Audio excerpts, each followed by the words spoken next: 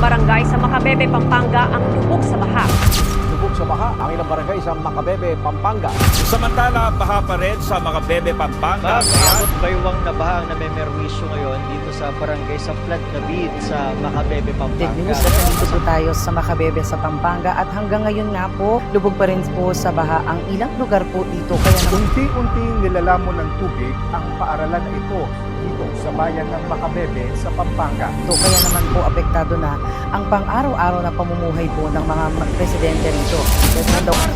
Ang ilang residente ng Masantol at Macabebe sa Pampanga.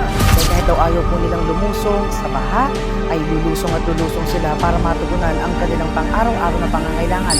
Sa huling tala ng Pampanga, 41 barangay sa buong lalawigan ang lubog pa rin sa baha hanggang nitong Miyerkules.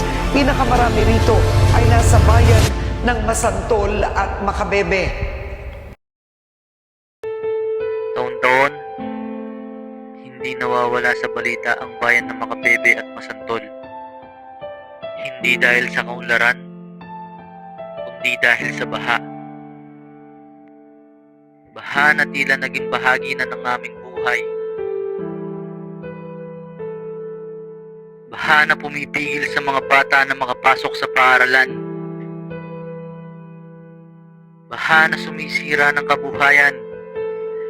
Habang bilyon-bilyon ang inilalabas na pondo para sa mga flood control projects, bakit hanggang ngayon ganito pa rin ang kalagayan ng Masantol at Macabebe? Kung may pondo para sa proyekto, dapat may resulta. Kung may pangako, dapat may katuparan.